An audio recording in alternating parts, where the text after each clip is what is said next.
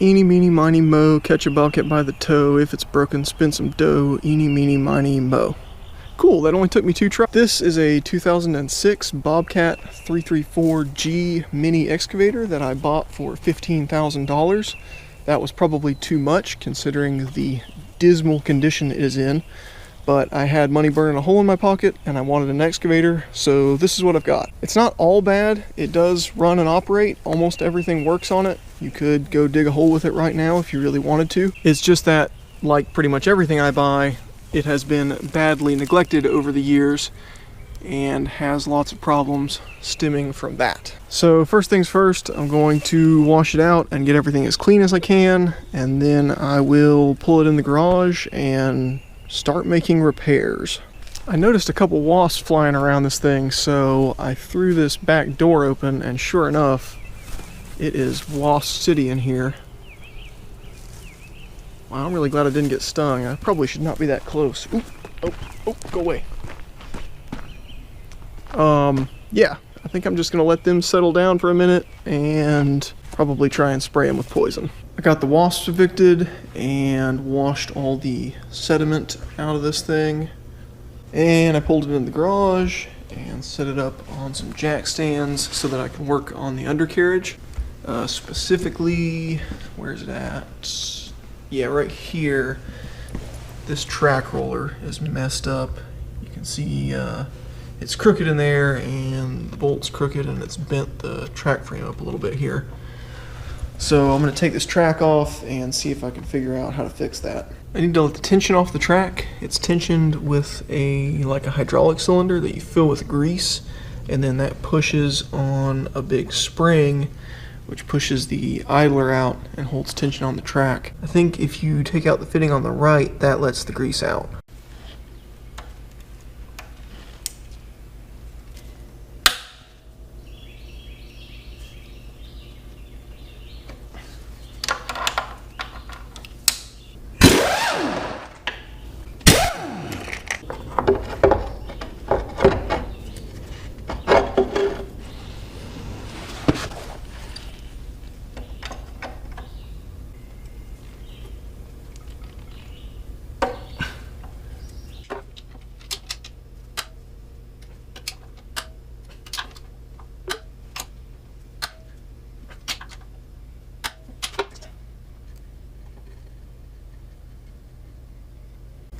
Definitely going to be needing a new one of those.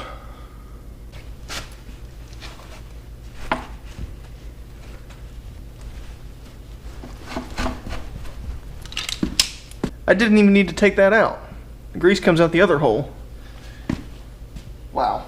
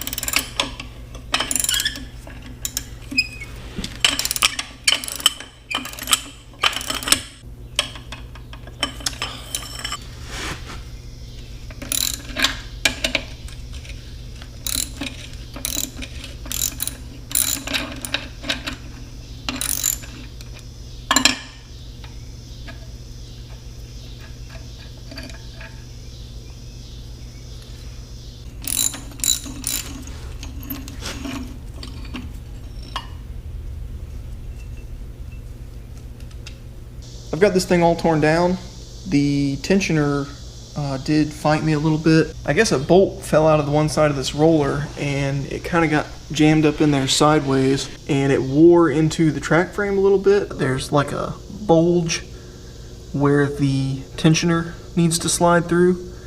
So it was getting caught on that and not coming out. So as you saw, I was trying to stick a pry bar up under there and bend it back down. I'm not sure how much that really helped. I ended up just hooking that chain puller to it and yanking it out with that, which worked pretty well. But other than that, of course, this bent up part of the track frame, which I already knew about. I didn't find any huge issues. There are these, or there's supposed to be these pads here that are, I'm not sure what you call them. They're just like track sliders. They support the top of the track instead of a roller. And you're supposed to just replace them periodically as they wear out, but unfortunately these were ran way past the point of worn out, and that one has been sawn completely off, and this one is not far behind. There's supposed to be like a flat piece of metal with a little ridge in the center to help guide the track, and the ridge in the center is all that's left. But I don't think it'll be very hard to fabricate some of those. I should be able to get measurements off of this one and just measure where they're supposed to go and make some up and weld them on. I also did the other side. It was no problem. The track tensioner came out just fine, and everything came apart the way it was supposed to. The only thing I found over here was, again, the track sliders are worn out just like the other side, and it had one bad roller that the bearings are gone out of. I think, oh wow, completely gone out of. I think this is an older style roller. It has a bolt that goes all the way through it instead of two bolts on either side. So that'll need to be replaced. I'll probably just get a new roller like all the rest of them. I think this is the odd one out. As far as the tensioners go, they seem fine except for these plates on the end are bent. This one's bent a lot. This one, not as much, but it is still bent. I'm not sure how much of an issue that is. I was thinking about it and I'm worried the inside might be stuck with rust and not compressing the way it's supposed to. So I need to take them apart. Now they've got these bolts on the end that I'm assuming holds this spring assembly together. So I'm going to try to compress them in the press and then stick the impact up under here and take that bolt out and then release it. Hopefully that'll work.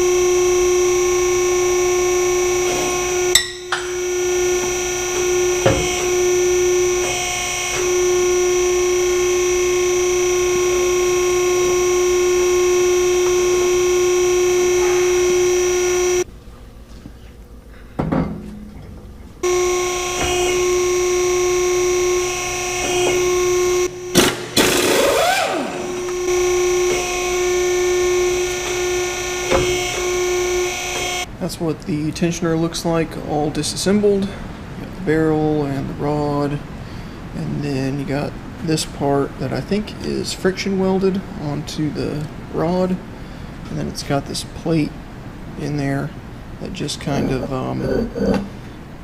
locates it in the track frame and supports it, I guess. And then you got this giant spring that slips over that and gets sandwiched in between that plate and this plate that's all been up and rusted. But together the plate and the washer added up to about 1 inch thick, so I made some new end plates out of 1 inch thick bar stock that I got from the scrapyard. That was just a matter of cutting it up on the bandsaw and laying out and boring holes on the milling machine, and also cutting the slots on either side.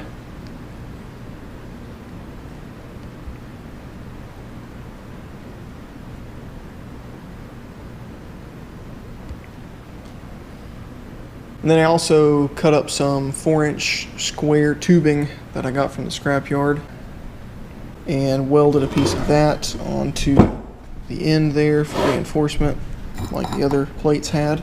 And I made up some washers for the end. I just welded together 2 washers from the hardware store to give it extra strength. and also made up some spacers for the plates to ride on, like that, and then the bolts will fit in there. I was going to replace these bolts, but they're metric and I couldn't find replacements locally, so I just cleaned them up and I'm going to reuse them. So to get that back together, I'll put it back in the press and use that to compress the spring.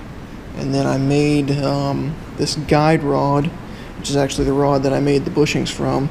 I just turned the end down so it'll fit in the end of the tensioner like that.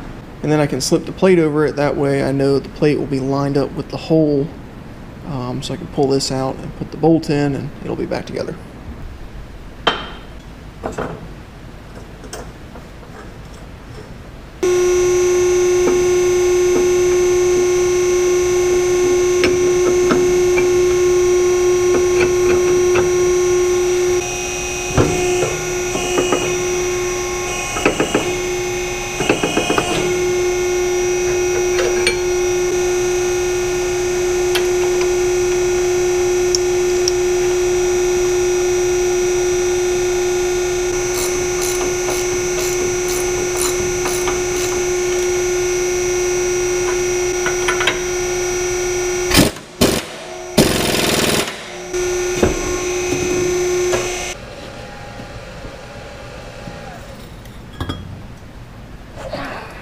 I've got the other tensioner set up in the arbor press because it is bent a little bit. Hopefully, if I rotate it carefully here, you can see it kind of goes up and down in the middle. So I'm going to try and find the high spot, which I think is right here.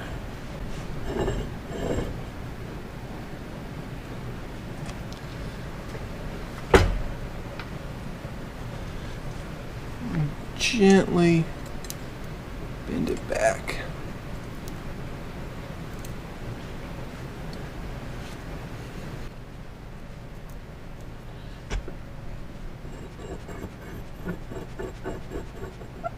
Closer.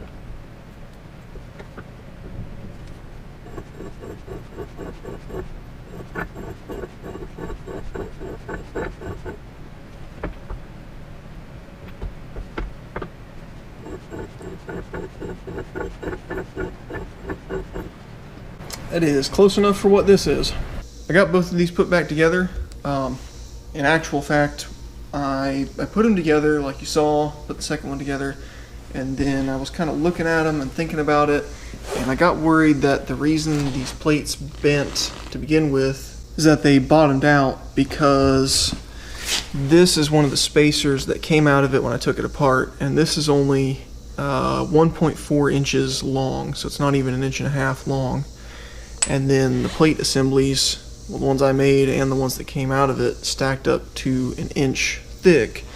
So you've only got 0.4 inches of travel compressing the spring before it bottoms out on the rest of the recoil assembly and has no more give. And originally I made spacers that were just the same length because I just wanted to replicate what came out of it.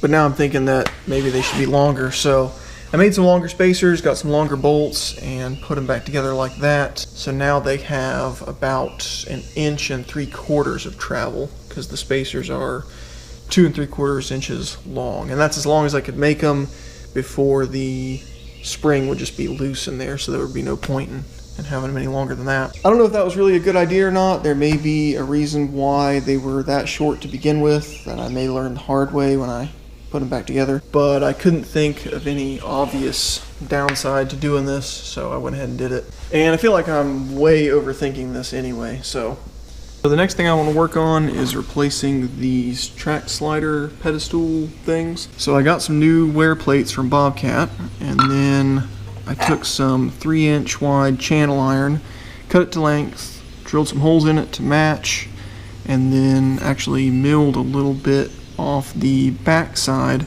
so that the height would be the same, like that. And then I took a piece of flat bar and drilled some holes in it to get the distance right in between. So that'll kind of sit there like that, and line this up front to back. So this needs to be centered in the track frame. So I did some measuring and cut a block of wood to go like that, and then I'll get a piece of straight flat stock and clamp it to the track frame, kind of like so, and that will line me up side to side. So the next thing to do is grind off the remains of this one and make room for the new one.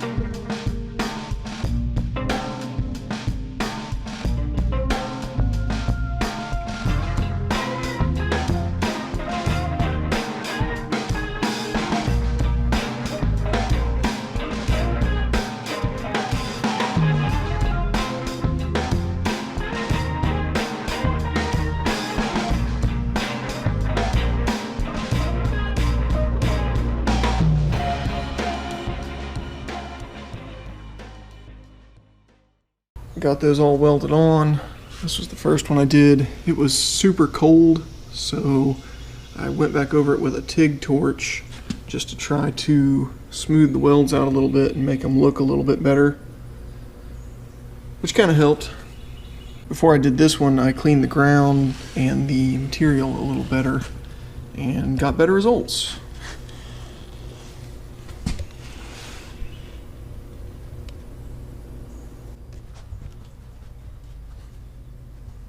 It was really hard to get a good angle to see what I was doing on the back side of these, so I kind of just did the best I could. The front side was much easier, obviously.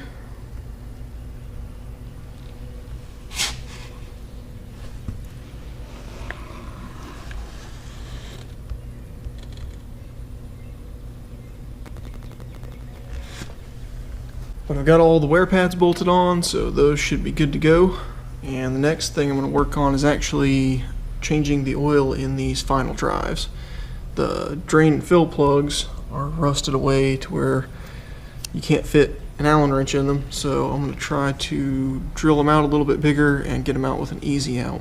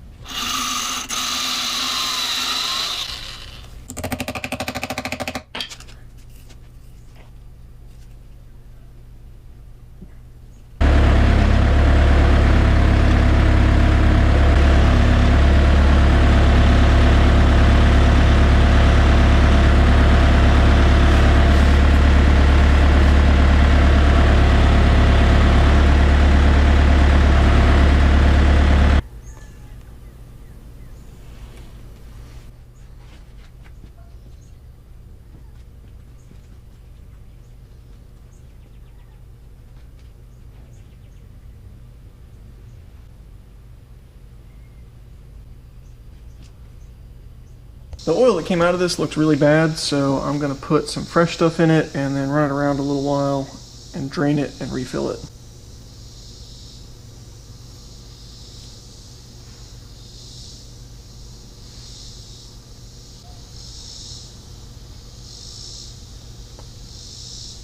I did order new plugs for this, but I got the wrong ones and they don't fit, so for the time being I'm just going to reuse the old ones while I wait for the right new ones to get here.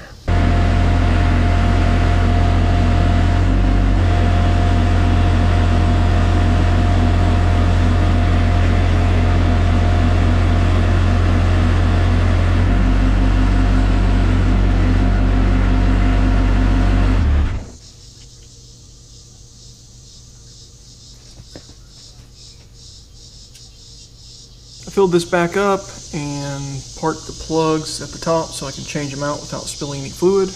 And then I came to this side and took the plugs out of it, and to my surprise, it is bone dry. So that probably means it has a leak. I am just going to flush it out and refill it and worry about it later. Maybe I'll get lucky and somebody just forgot to refill it. I flushed this one twice because I had plenty of oil. That's the oil that came out of it, plus some clean oil that I spilled in there. I ran it around a while and I didn't notice any obvious leaks, so hopefully it is okay. I'm trying to get some broken bolts out of this track frame so that I'll be able to put these covers back on. So I had one in this hole, and I fought with it, and to make a long story short, I ended up drilling it out as large as I could without getting into the threads, and then heating it up and taking a hammer and punch and kind of knocking it in and taking it out in chunks. And that eventually did get it out, but I ended up goobering up the threads pretty good, so that hole is kind of loose now. I mean, it'll still work for just to hold that cover on, but I've got another one right here. I don't want to do that again. So what I'm actually going to do is drill a hole in it and then tap it and run a smaller bolt into this bolt and hopefully just tighten it and run it into the track frame and get it out that way. The problem is these go all the way through the frame like that, and I guess they've rusted on the inside and they won't back out. I tried like welding a nut to the other one I did, and it just kept breaking off no matter how good I got it welded on there. And I'm assuming the bolt broke in the first place when somebody tried to remove it to take the cover off. So, I mean, if it broke the original head off, I don't think welding something on there is going to work. So I've heated this up just to try to break the rust bond. So now I need to center punch it to guide the drill bit. It's very important to get it as close to the center as possible. Should be right there, I hope. That looks good.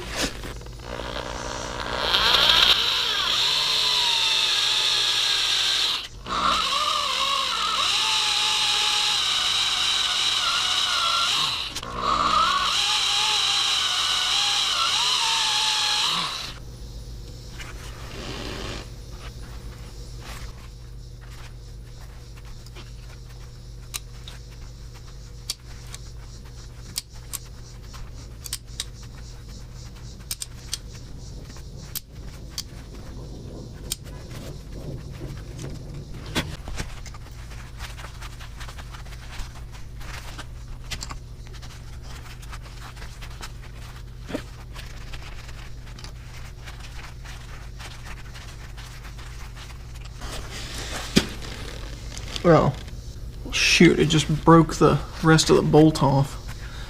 Dang, I was afraid of that.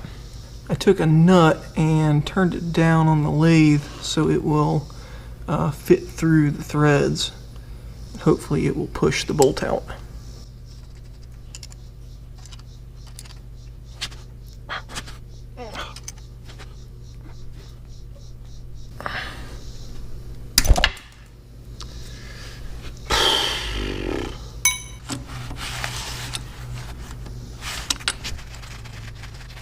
I'm going to try going up a size to a 5/16 by 18 thread because I can't think of anything else to do.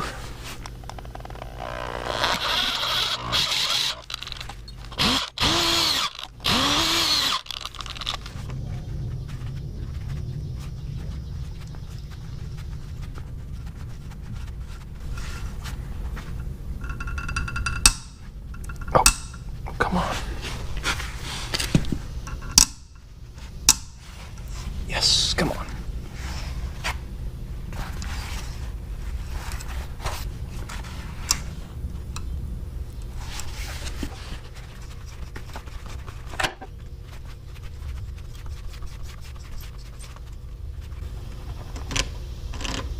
Sweet. Okay. So now, let me see if I can grab that.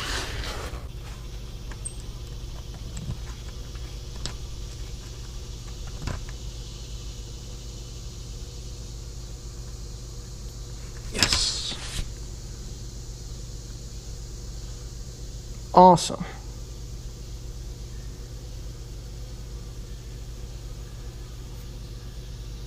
The next thing I want to do is fix this mangled bolt hole so I can put this track roller back in. If I put a straight edge up to it, you can see it's kind of bent this way and that way, and it's just all cattywampus. So my plan is to heat this area up with a torch until it's a dull red and get it soft and malleable, and then take these steel plates that I cut out and stick them up there like that and sandwich it, and then use this ball joint press tool to squish it back flat. I've got a notch cut out of this one to go on the inside of the frame because there is a weld here that I need to not press against. I've got everything kind of set up and ready to go here.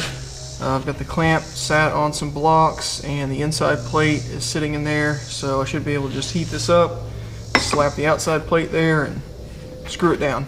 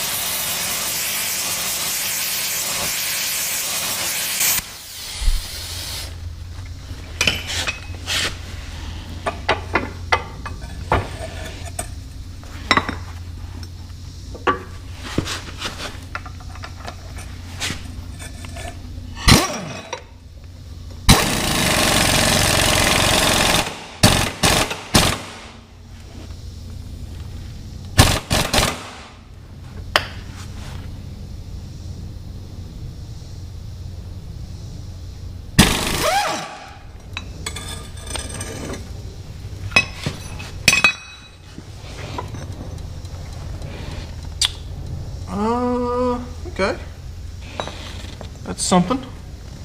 Let me hit it again.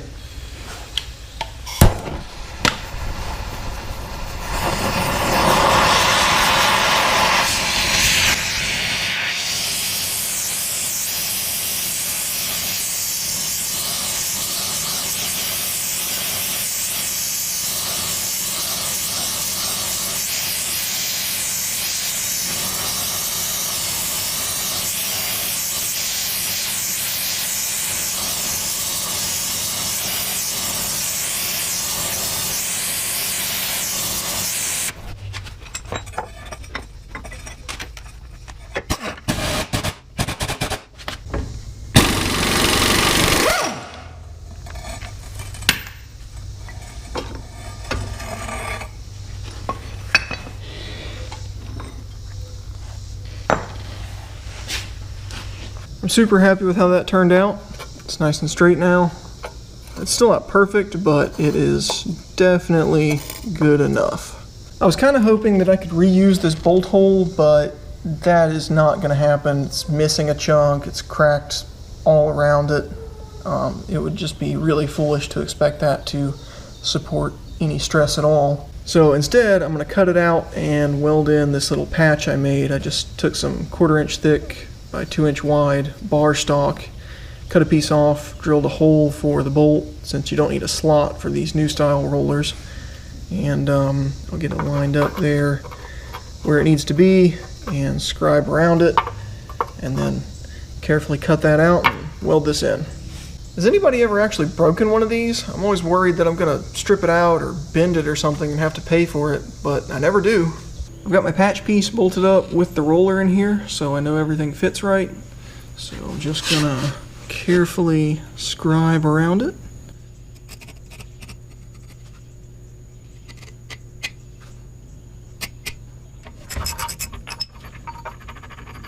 And then just cut out a piece up to that line. Before I cut it out, I'm gonna drill a small hole in each corner. That way I'll have a smooth radius instead of a sharp point that could concentrate stress and be a starting point for a crack. This isn't really necessary, but I have the tools to do it, so I'm just going to do it anyway.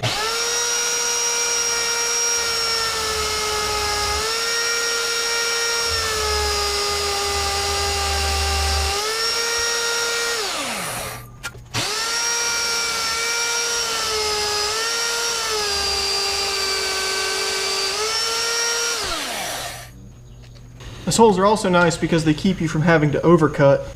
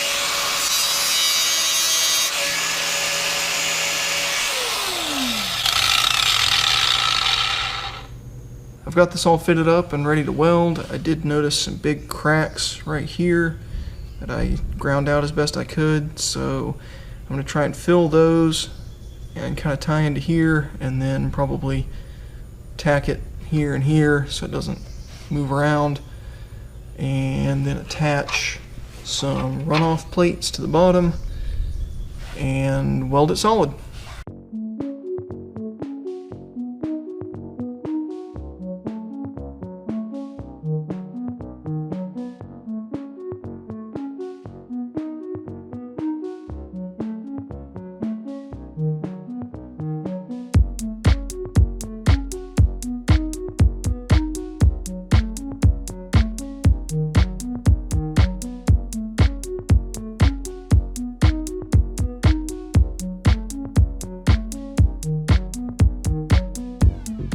Got that all welded up, and I ground the welds down flat.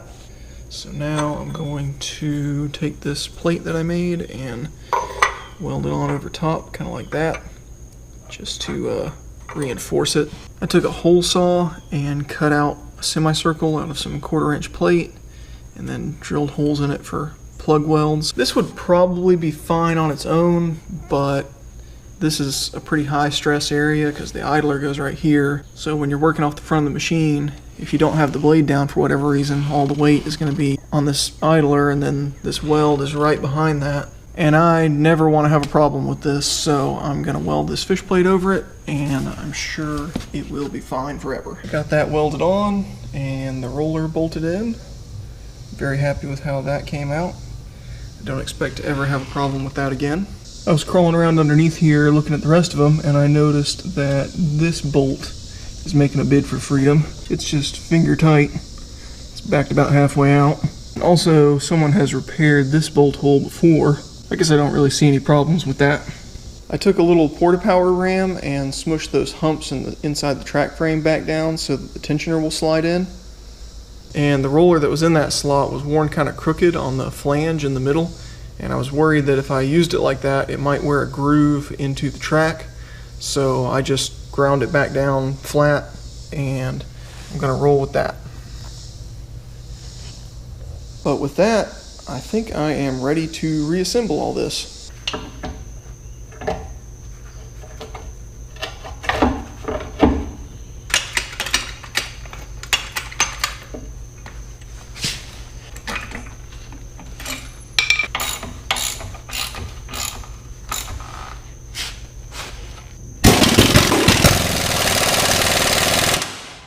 Impact won't fit on this one. Or this one.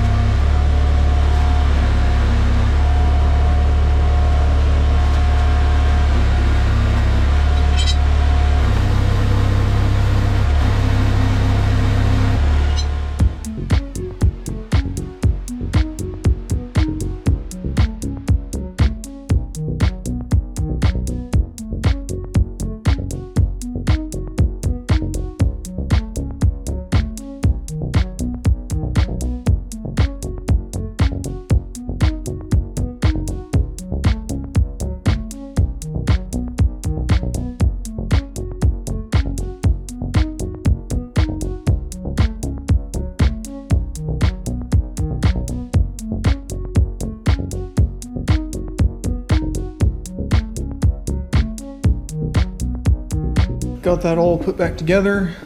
Somehow I shorted myself the bolts that I needed for this cover, so I just put a couple of old ones in it to hold it for now until I can get those.